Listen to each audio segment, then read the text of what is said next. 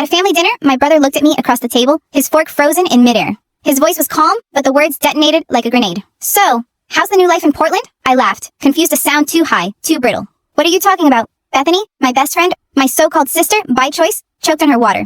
I caught her glance, wide-eyed, the look of someone who'd been caught in a lie before the trap was even sprung. The $60,000 I sent Bethany for your escape, my brother whispered.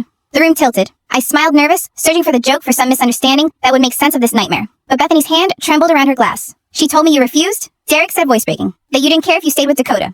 Bethany's jaw clenched. I felt my throat close. I forced myself to blink back tears. Derek's hands shook as he pulled out his phone. He scrolled with frantic urgency, the glow of the screen reflecting in his eyes. Then he shoved it toward me. Line after line, month after month. Venmo, receipts, transfers. $2,500 every month. 24 payments? $60,000. I moved back with mom and dad, he said. His voice cracked like a boy's. Sold my car. Lauren left me because I chose saving you over our wedding. Every word stabbed. When I turned toward Bethany, my heart stopped. I knew that guilty look. The one she'd worn before when we were kids, and she broke something precious and tried to hide it. She promised me she'd get you out. Derek continued. His thumb scrolled through screenshots of texts Bethany had sent him. She's not ready yet.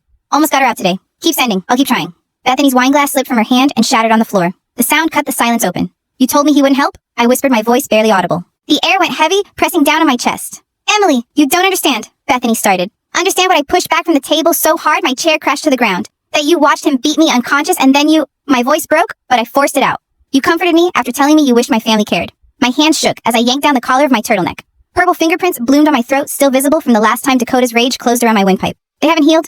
Bethany reached toward me, but I recoiled. You don't get to comfort me anymore, I spat. The words clawed their way up, jagged and raw. I turned to leave, but my body betrayed me, my knees buckling. My voice cracked into a scream. Remember when you drove me to that apartment viewing, and then another and another? You told me each one fell through. Said I panicked. Said I changed my mind because I had no money. Bethany stumbled backward, searching for words. I maxed 7 credit cards trying to escape. I roared. My sleeve slid up, exposing our matching sisters by choice tattoo, faded ink mocking me with every heartbeat. Derek's voice was a low growl. I created you a GoFundMe. It raised $4,000. I sent that too. The room spun. My stomach twisted. I lost my job when he found out about my remote work, I said. You told me no one would hire me anyway. Do you know what those 2 extra years cost me, Bethany? 2 years, 730 days. My words shook. He ruptured my eardrum because dinner was cold. I lost hearing in my left ear. I turned my head so the scarred ear faced her. Derek made a sound half-grown, half-wounded animal. I signed over Grandma's house, I said, trembling. Our inheritance, because we needed groceries. And all that time, you had $60,000 just sitting there. My voice dropped to a whisper. I was pregnant. 5 months. Your first niece. I looked at Derek and his face collapsed. I lost her after he threw me down the stairs, I whispered. While I bled, you know what I thought about? How I couldn't afford the hospital. Bethany was crying now, tears ugly and wet rolling in streaks through her mascara. But wait, I laughed hysterically, the sound wild, unhinged. It gets better. The damage was too severe. I'm infertile. Forever.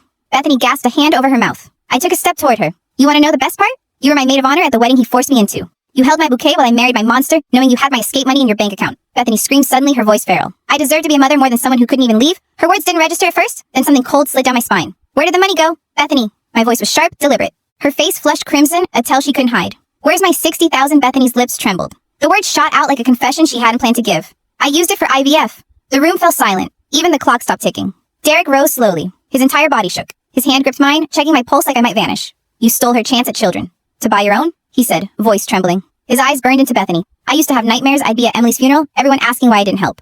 Now it feels like it just came true. He turned to me, jaw set. Pack your things. Tonight. My voice was a ghost. You didn't just steal money, Bethany. You stole my family. I thought Derek abandoned me. You stole that. And in that moment, I knew none of us would ever leave this night unchanged. Derek didn't hesitate. He stormed into my bedroom, pulling the closet door wide. His hand shot straight to the bag past coats I hadn't worn in years, and dragged out the duffel bag I had packed and unpacked at least a dozen times. That bag was my silent confession, the one thing that proved I wanted to leave even when I couldn't. His phone was pressed to his ear, his voice cold enough to make my blood freeze. You're going to listen for once in your life? He snapped at our father. Then he shut the bathroom door. I could still hear the muffled baritone through the wall, words growing sharper with each second. I'd never heard Derek speak like that, not even when Dad used to bark at us during his bad moods. Bethany sat crumpled on the floor of my living room, her mascara leaking in black rivers. She looked like a fallen actress, stunned that her performance wasn't working anymore. Each sound she made was ugly, desperate, half sob, half gasp, as if she was choking on the weight of her own betrayal. My hands shook so violently, I nearly dropped the plastic grocery bag I pulled from under the sink. I shoved in bottles, painkillers, antibiotics, anti-anxiety pills. The plastic rattled loud enough to make my skin crawl. Crawling under my bed, I ripped my phone charger from the wall, dust sticking to my palms. Every movement felt frantic and too slow all at once. My mind kept whispering, move, move, move. When Derek emerged, his jaw was clenched so tight I could see the muscle twitch. He snatched the duffel in one hand, the grocery bag in the other. We're leaving, now. Bethany made this sound half plea, half strangled protest. Derek didn't even look at her. Mom and Dad will deal with her until the police get here. Her sobs followed me down the 3 flights of stairs, but I didn't turn back. I couldn't. The night air was sharp against my face. Derek opened the car door, and the second I sat inside, my whole body collapsed. Tremors ripped through me so violently, my teeth clattered like brittle glass. I was shaking from the inside out. Derek blasted the heat, turned every vent toward me, but it didn't matter. This wasn't cold from outside, it was the frost of fear thawing after years of silence. He drove fast, but careful eyes darting to the mirrors every few seconds, like he expected Dakota's headlights to appear behind us. I hadn't even thought about Dakota finding me until right then. The realization hit so hard I had to grip my knees just to steady my breathing. After 20 minutes weaving through back roads I didn't recognize, Derek finally spoke. We're not going to Mom and Dad's yet. Too obvious. We'll stop at a motel first. Safer. That word safe landed like a foreign language. The motel's neon sign buzzed in the darkness. Half the letters dead, the rest flickering like a dying heartbeat. Derek told me to lock the doors, then went inside alone. Through the glass I watched him pay cash, not card. Always protecting. Always thinking ahead. He came back with 2 keys, his face unreadable. He parked at the far back away from the road. Rooms 23 and 24.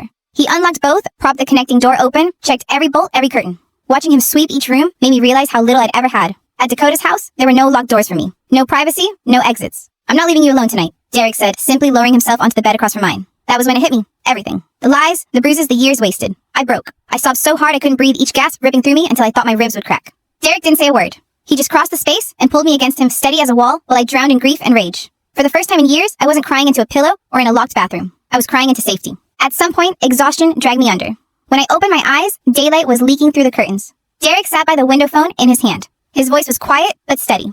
There's a number for a domestic violence hotline. We should call. My hands shook as I dialed. The phone rang 3 times. Then a calm, steady voice answered, "My name is Jocelyn Reeves." The words tumbled out of me, broken, incoherent. Jocelyn didn't flinch. She didn't rush me. She just listened like she had done this 1,000 times. "I can meet you at the courthouse today?" she said gently. "We'll file an emergency protection order if you're ready." I said yes. Even though inside I was screaming, "I'm not ready. I'll never be ready." By 10 a.m., Derek was driving again, silence heavy between us. Jocelyn was waiting near the courthouse entrance, a middle-aged woman with kind eyes that didn't pity me, just understood. She took my arm, gently guided me past the metal detectors and into a cramped office on the 3rd floor. She helped me fill out forms with hands that wouldn't stop trembling. Derek pulled up photos on his phone screenshots from our calls over the past 2 years. Pictures I hadn't even known he saved. My face, swollen lips, split eyes, purpled. He'd been keeping proof when I couldn't. The judge that afternoon was an older woman. Her glasses slid down her nose as she studied the photos my statement. Twice she read it, then she signed. A temporary restraining order valid for 2 weeks until the hearing. Her words should have felt like salvation, but they didn't. A piece of paper couldn't stop Dakota. Not if he really wanted to find me. Derek drove me straight to urgent care. The doctor was young, with careful hands and tired eyes. She photographed every cut, bruise, and fingerprint, documenting me like evidence. My throat, my ribs, my arm where glass had sliced me. Every mark, each one, its own story. That night, Derek called our parents again. He put them on speaker. Mom's sobs filled the car. We're getting Bethany out of the apartment she promised. She admitted everything. Dad's voice followed sharp with irritation. We'll deal with it. But do you realize the mess you've dropped us into the whole family's reputation? I sat frozen, staring at the windshield. They weren't worried about me. They were worried about inconvenience. For a moment, I almost laughed. After all these years, nothing had changed. The drive back to my parents' house felt like traveling through time. The streets, the stores, the trees, they were the same as when I was 16, dreaming of escape. Only now, I was crawling back, broken, carrying bruises I hadn't shown anyone until last night. Mom met us at the door. She had already changed the locks, a new set of shiny brass keys pressed into my hand. Dad was fiddling with the security system he'd never bothered to activate before. It all felt rehearsed, like they were trying to erase years of silence with one day of action. My old bedroom hadn't changed. The same purple walls, the boy band posters, the stuffed animals lined on the shelf like relics from a life I no longer recognized. I sat on the edge of my bed staring at them, wondering if that girl was still somewhere inside me, or if Dakota had killed her one night between his fists. That first night I woke up 4 times hard hammering, convinced Dakota had broken in. Each time Derek was there, lying on an air mattress by the door, a silent guard. But it didn't matter. The wallpaper with its tiny flowers mocked me, reminding me this was a museum of someone else's life, not mine anymore.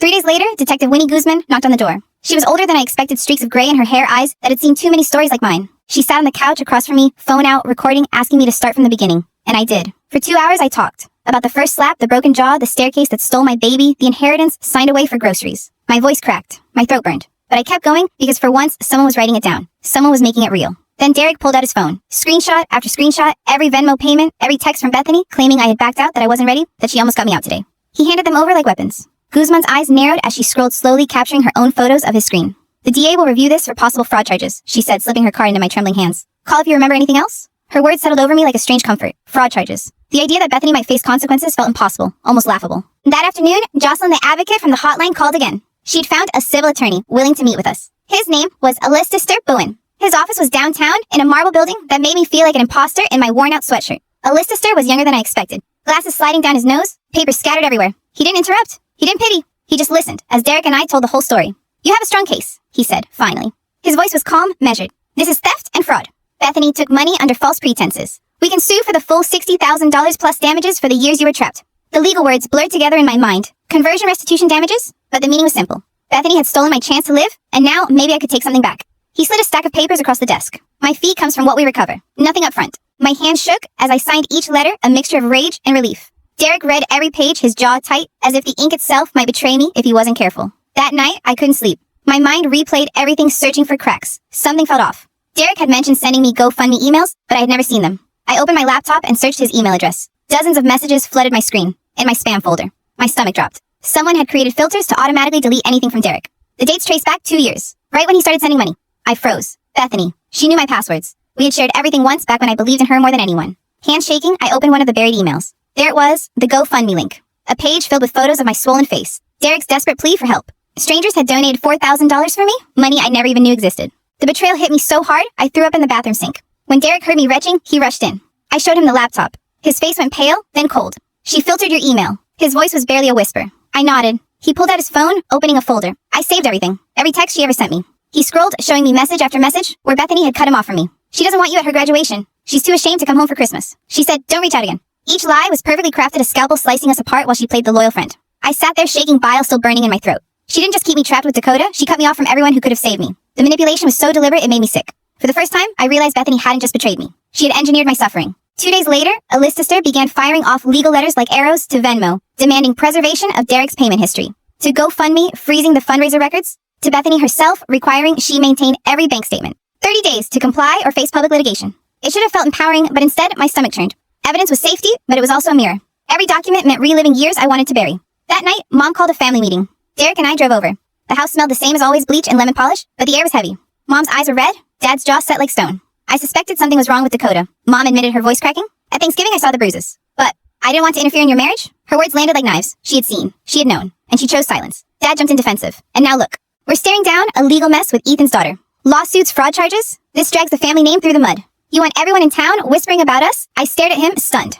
I've been whispering into pillows for years, begging to be saved. And still reputation outweighed my life. The conversation spiraled, Mom crying, Dad pacing, Derek snapping back. But all I felt was empty. I walked out before my voice could betray me with a scream. The next week, I sat in an ENT sterile office, while a young specialist ran test after test. The damage to your eardrum is permanent, she said finally. Surgery isn't possible. You'll need a hearing aid replaced every few years. Another life sentence. Another thing Dakota had stolen. Later that afternoon, Jocelyn called. There's a survivor group I think you should try, she said gently. I wanted to refuse, but Derek nudged me. It might help, he whispered. So I went. A church basement, folding chairs in a circle, coffee stale in a metal urn. 8 women, each carrying the same hollow look. One told us her sister stole her inheritance while she was in the hospital from her husband's attack. Another said her best friend sabotaged every job application, keeping her trapped. Different betrayals, same ache. My throat closed as I listened. I didn't speak. I just cried quietly into my hands, realizing I wasn't alone, but also knowing that didn't make the pain lighter.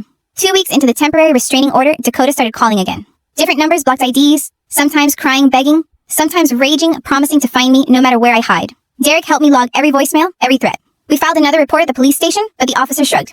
We'll arrest him if he violates the order again. As if that paper shield could hold back his fists. We changed my number that day. I handed it only to my lawyer, my brother, and Jocelyn. Even then, I checked every incoming call like it might burn me. Meanwhile, Bethany was curating her own performance online. Social media posts about being betrayed by those closest to you, cryptic lines about real friends supporting fertility struggles. Our mutual friends started texting me, asking what happened. I couldn't answer. I was too tired to start another war. Derek wanted me to post the truth to expose her.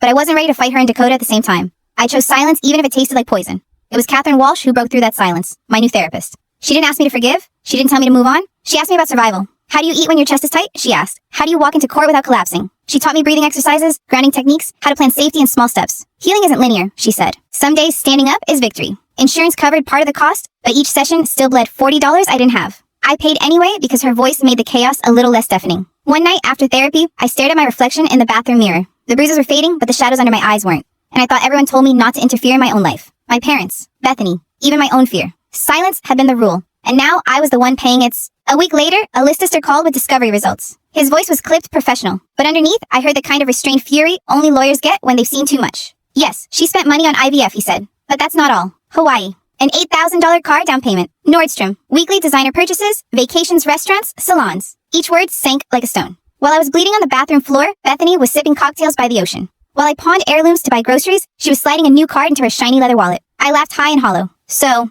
my bruises bought her beachfront view. A listister's voice was calm, but sharp. This strengthens your case. Judges hate this kind of betrayal. That night I dreamed of the wedding. The morning she curled my hair with gentle hands, steadying my veil when my own fingers trembled. I remembered her maid of honor speech about true love. And all I could see was $60,000 rotting in her bank account. The memory made me retch so violently, I had to lock myself in the bathroom. The next day, Derek showed me a text he'd sent Lauren, his ex. An apology for everything she'd lost because he chose to help me. Her response was polite final. Some choices can't be undone, not even with regret. Derek's eyes were red when he handed me the phone. He had lost her forever sacrificed love for me, and Bethany had swallowed that sacrifice like wine. 3 days later, Mom called another family meeting. Her voice on the phone was shaky but urgent. When Derek and I walked in, Dad sat at the table, arms folded. Mom paced like a trapped bird. Finally, she stopped wringing her hands. "We need to tell you something about Bethany." The air thickened. My stomach dropped. Dad cleared his throat. 2 years ago, Bethany called us. She told us about the bruises, asked what she should do, and we told her to handle it. That it was her responsibility, not ours. My ears rang. "You what?" Mom's eyes filled with tears. "We thought it would be better coming from a friend. We didn't want to interfere in your marriage." The room spun. My hands shook. For 2 years, they had known. They had chosen distance, and they had given Bethany permission to manage my suffering. Derek slammed his fist against the table so hard, the salt shaker toppled. His voice was deadly quiet. "You told her to handle it, while my sister was bleeding." Dad stammered something about family reputation. I couldn't hear. My blood roared in my ears. I stood. If I opened my mouth, I'd scream until my throat tore. So I walked out. The front door slammed behind me, but the silence inside me was louder. That night I sat awake in my borrowed childhood bed, staring at the ceiling. Bethany hadn't just stolen my money, she'd stolen my lifeline, and my parents had handed her the scissors. For the first time, I wondered if I'd ever stop living inside cages other people built for me. 2 weeks later, I stood in court wearing the only decent outfit I owned, black slacks that clung wrong at the waist, and a blouse with a loose seam under the arm. My hands wouldn't stop sweating. Across the aisle, Dakota sat stiff beside his lawyer, pretending calm. But I could feel his eyes burn into me, even when he never looked up. The judge shuffled through a thick folder, my photos. My police reports, my broken pieces cataloged on paper. Dakota's lawyer tried to spin his calls and texts as attempts at reconciliation. I almost laughed out loud. The judge didn't. Her jaw tightened as she flipped another page. 2 years, she finally said, signing the order. 500 feet. Effective immediately. Gun surrendered within 48 hours. Her pen scratched the last line, and I thought paper. Just paper. But maybe this time paper might actually mean something. Outside, Derek gripped my shoulder. It's not everything, but it's something. I nodded, though my throat ached with unspoken fear. The next morning, a lister called. His voice was clipped, businesslike. Bethany's lawyer made an offer. 30,000, 10 years. But he paused for effect. You sign an NDA? You never speak of this publicly again. The words hit harder than Dakota's fists ever had. Silence. That's what they wanted to buy from me. Silence with a monthly payment plan. In his office that afternoon, I stared at the neat letterhead, the polished promise of hush money. This is generous, her lawyer said smoothly. Given my client's financial hardship. Generous. My laugh was sharp enough to cut glass. She stole 60,000. My escape. My chance at a child. She bought vacations with my blood. And you call 30 grand generous. I pushed the papers back across the table, my hands shaking. No deal. The lawyer's eyebrows shot up. If you go to trial, you could get nothing. Are you willing to risk that I leaned forward until he could smell the fury on my breath? I already risked my life. I'm not selling my voice too. Support group that week was chaos. Some women called me foolish for rejecting guaranteed money. Others told me I was brave, that silence was just another cage. I didn't know who was right. Maybe both. But I knew one thing: Bethany had caged me long enough. 2 weeks later, I sat in a cold exam room at the women's clinic. The fertility specialist had kind eyes, but even her voice couldn't soften the verdict. The damage is too severe. You won't be able to carry a pregnancy. Her lips kept moving, adoption surrogacy options, but the words felt like static. My body went numb like I was sitting underwater. There was no maybe anymore, just a never. In the parking lot, I gripped the steering wheel and stared at the windshield until the world blurred. I had lost more than a child that night. On the stairs, I had lost every child I would ever have. And Bethany had known. She knew while holding on to $60,000. A week later, my parents finally relented, writing a check for the deposit on a dingy third-floor studio. Mom signed with trembling hands, muttering about responsibility, about not making the same mistakes again. Derek co-signed to save me from rejection. On moving day, everything I owned fit into the back of Derek's car. My new apartment smelled of old paint and mildew. The bathroom was so small, I could stretch my arms and touch both walls. But when I locked the deadbolt that night, I felt something I hadn't in years' ownership. Even if it was of a shoebox. 2 weeks and Detective Guzman called. We caught Dakota circling your parents' house 3 times in one night. The judge was furious. Next violation, he's in jail. It should have comforted me, but I couldn't sleep without checking every lock twice, then 3 times. Fear had become part of my body like marrow. Then, for the first time, Bethany faced a consequence. The court froze 15,000 of her assets. Her lawyer protested, crying hardship. The judge cut him off. Hardship. She had no hardship while spending stolen money on vacations. I smiled for the first time in months. Small, bitter, but real. A week later, an envelope arrived in my mailbox. My name in Bethany's handwriting, shaky, desperate. 3 pages of excuses. She wrote about jealousy of me and Derek since childhood, about debt, about wanting a baby so badly it justified theft. Nowhere in those pages did she write the one word I waited for: sorry. Instead, she ended with, I hope one day you'll understand I did what I had to do. I ripped the letter in half, then again, until it was nothing but paper dust on my kitchen floor. Ask yourself, what do you do when the person you trusted most says your suffering was simply a cost they were willing to pay? 3 weeks later, Catherine handed me a yellow legal pad in therapy. Write down exactly what you need from your parents, she said gently. My hand trembled as I wrote, admit you failed me. Stop minimizing what happened. Stop blaming me for the mess Bethany made. When I mailed it, my stomach twisted. 2 days later, Mom called. We'll do therapy, if that's what it takes. The first session was suffocating 4 of us crammed into a small office. Mom cried, whispering apologies, while Dad stared at the clock, his arms folded like armor. The therapist said healing would take time, but all I felt was exhaustion. Some wounds don't close, they just scab. Meanwhile, Derek and I were knee-deep in legal prep. Hospital bills, discharge forms, photographs of bruises spread across his kitchen table like exhibits in a trial of my life. Every paper was a reminder of what had been taken. The mediation came weeks later. A sterile downtown conference room, Bethany across the table, refusing to meet my eyes. Her lawyer argued she couldn't pay back the full amount. Hours passed in a blur of legal terms and insults disguised as offers. Finally, she caved. $60,000 repaid over 15 years. No gag order. Community service at a domestic violence shelter. When her pen scraped across the settlement papers admitting she stole from me, I felt nothing. No triumph, no relief. Just a hollow ache. The victory tasted like ashes. A week later, Dakota's case came to a head. The DA offered probation, a batter's program, and a permanent restraining order in exchange for avoiding trial. I wrestled with it for days. Could I stand in a court and recount every bruise and miscarriage while strangers took notes? The thought made my chest cave in. So I accepted. At the plea hearing, I read my victim statement. My voice cracked as I said the words, hearing loss and infertility. Dakota never looked at me once. The judge gave him 3 years probation, warning that any slip would mean prison. Walking out of court, Derek squeezed my hand. I expected to feel lighter. Instead, I felt like I'd signed a contract with my own pain. The next morning, a call came from a company I'd applied to weeks earlier. We'd like to offer you a full-time remote position. Benefits included. I cried when I hung up. Not because of the job, but because someone finally saw me as more than the girl who stayed. Ask yourself, why does survival feel less like freedom and more like another sentence? Family therapy became a battlefield, dressed up as healing. Dad finally broke his silence one session. I ignored it because I hate confrontation. He said, eyes fixed on the carpet. I thought if I stayed quiet, it would go away. The words stung worse than any bruise. You chose your comfort over my survival. They agreed to pay my therapy bills, even some medical costs. Progress, the therapist called it. To me, it felt like hush money. With my new job starting, I thought maybe, just maybe, the tide was turning. But healing never comes without new scars. The surgery for my internal scarring left me writhing in pain. 3 days later, fever spiked, stitches leaked, and I was back in the ER with IV antibiotics dripping into my arm. Insurance covered part. Derek loaned me $800 for the rest. Mom sighed when I asked for help. We can't pay for everything, Emily. I wanted to scream, you didn't pay for anything when it mattered most. Then came the call from Alice's sister. Bethany's first payment had bounced. She was filing for bankruptcy. Fraud debts aren't supposed to vanish, he said, but the fight could take years and $5,000 just to keep it alive. I stared at the settlement papers on my table, proof of betrayal, suddenly meaningless. While I weighed whether to fight or surrender, Dakota sealed his own fate. Arrested for drunk driving, blood alcohol, 3 times the limit. His probation shattered, 2 years in prison, locked in. Part of me exhaled for the first time in years. Another part braced for his family's wrath. His mother left voicemails calling me vindictive. His brother's messages dripped with threats. You ruined him, you'll get what's coming. The police shrugged. Not specific enough, they said. So I drained my savings for more cameras, more locks, more fear. My hearing aid arrived cheap and squealing with feedback every time I turned my head. Insurance wouldn't cover better. $3,000 for silence, just out of reach. Derek tried to be everywhere at once, but even he cracked. His new girlfriend Amy asked why he was so obsessed with babysitting me. He missed 2 therapy sessions. When I confronted him, his voice finally broke. I lost Lauren, my savings, my future for you. And sometimes, I hate you for it. The words split me in 2. We screamed in Mom's driveway until our throats bled, until we clung to each other in tears. But something between us snapped. That night, something trust can't mend. Meanwhile, Bethany, still tangled in her own lies, claimed hardship from more IVF treatments. The court stretched her payments to 20 years. If she ever kept up, I'd be 53 before seeing the last cent. A sister told me to write the money off to free myself. But how do you free yourself from the injustice carved into your bones? 6 months into the payment plan. Bethany had only scraped together 2 payments. Then she petitioned the court again. Hardship, she claimed. New IVF cycles. $15,000 more into a dream built on my blood. The judge stretched her repayment to 20 years. 20 years of waiting, of hoping she wouldn't vanish into bankruptcy again. By then, I'd be 53. And even if she paid, the math didn't matter. It wasn't just money she'd stolen. It was years a child, a future I'd never touch. My apartment, my one fragile refuge, was next to crumble. A developer bought the building, slapped notices on every door, rent up 40% in 60 days. Legal suffocating. My job barely covered food and bills. No landlord would look past my credit wreckage. Mom offered her house again, but you'll follow the rules this time. Be home by 10. Weekly updates. As if I hadn't already been stripped of freedom once before. At what would become my last support group meeting, I scanned the circle of faces. Some women had healed, some were still clawing toward the light, and some like me looked like ghosts caught in the in-between. The facilitator asked if I wanted to share. I shook my head. What was left to say? That survival feels like another kind of prison. That freedom without trust or money is just a prettier cage. A year after leaving Dakota, I sat at my kitchen table surrounded by bankruptcy papers and $48,000 in overdue medical bills. The lawyer explained what I'd lose, what little I'd keep. My signature sealed another sentence, 7 years of ruined credit. Another chain, another cage. This time, at least it was my choice. But ask yourself, what kind of freedom is it when the walls are invisible, made of debt, betrayal, and memories that never fade? Was I ever free, or just passing from one cage into another? I don't know. Maybe you'll decide. Thanks for staying with me through all of this today. It's been quite a journey to share. See you next time.